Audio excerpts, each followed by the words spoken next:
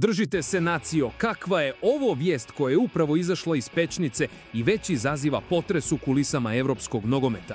Postoje dani kad se probudimo i vijesti su normalne, ali danas nije jedan od tih dana. Bomba koja je pala je jedna od onih za koje treba sjesti da bi se probavila, jer se tiče naše budućnosti, naših dragulja i ponosa našeg kluba. To je priča koja uključuje nevjerojatan talent svjetskog nogometnog diva i odlazak koji ostavlja gorko slatki okus u ustima svakog navijača.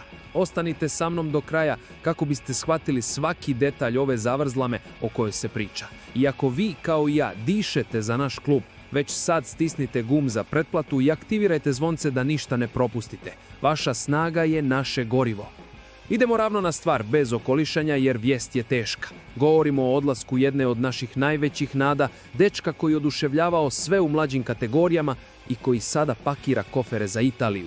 Njegovo ime je Dino Delkić, napadač od samo 16 godina. 16 godina, a njegove brojke su za pas na dupe. Prošle sezone, igrajući za kadete, zatresao je mrežu 17 puta u 29 utakmica.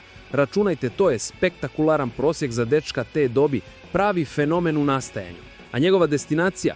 Ništa manje nego slavni AC Milan, da, momčad koja nije samo evropski kolos, već i klub gdje je naš besmrtni idol div Zvonimir Boban upisao svoje ime u povijest nogometa. Odgovornost nošenja tog dresa je ogromna, a činjenica da su došli po jednog od naših pokazuje veličinu talenta kojeg smo imali u rukama. To je transfer koji odjekuje poviješću i stavlja ogroman teret na leđa ovog mladića. I nemojte se zavaravati, njegov odlazak u Milano nije izlet. Ljudi u Milanu se ne šale. Prema talijanskom portalu Milan News, koji je o ovome već neko vrijeme govorio, Delkić se smatra ključnim dijelom za budućnost kluba. Nisu ga tretirali samo kao još jednog dječaka, već kao jednog od najvećih hrvatskih talenata i strateško ulaganje za budućnost, stup za mladu momčad Rossonera. Službena potvrda koja je stigla ove srijede samo je potvrdila ono što se već nagađalo. Milan u našem Dini vidi dragulj koji treba brusiti da bi zasjao na glavnoj pozornici San Sira. Doslovno ga nazivaju budućnošću Milana. To pokazuje da ovo nije bilo kakav transfer, to je projekt. Zamislite glavu 16-godišnjaka kad to čuje od jednog od najvećih klubova na planetu. To je apsurdan pritisak, ali i jedinstvena životna prilika, prava bajka koja za njega tek počinje. Ali onda dolazimo do pitanja koje se nameće, pitanja od $1 milion koje si svaki navijač Dinama sada postavlja. Zašto smo Dovrga dopustili da nam ovo blago isklizne kroz prste?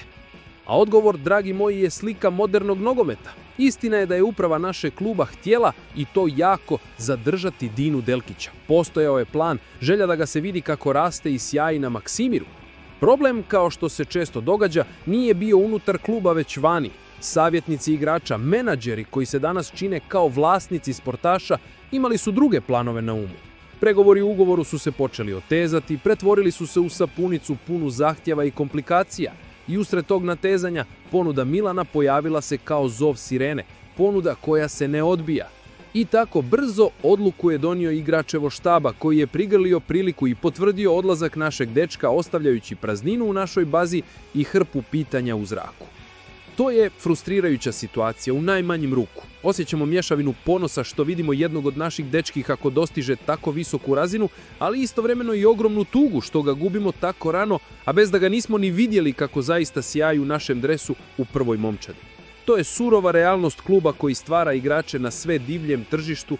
Ova stvar je lekcija. Moramo pronaći učinkovitije načine za zaštitu naših dragulja, da im pokažemo da se put do uspjeha može graditi i ovdje, kod kuće. Naravno, želimo svu sreću svijeta Dini Delkiću, neka časno predstavlja hrvatsku tradiciju u Milanu i bude vrhunski igrač. Ali rana ostaje. I sada želim da čujem vas. Želim da ovaj odjeljak za komentare gori. Što mislite o ovom odlasku? Je li to bila ispravna odluka s njegove strane? Što je Dinamo mogao drugačije učiniti? Pošaljite svoja mišljenja, ajmo raspravljati.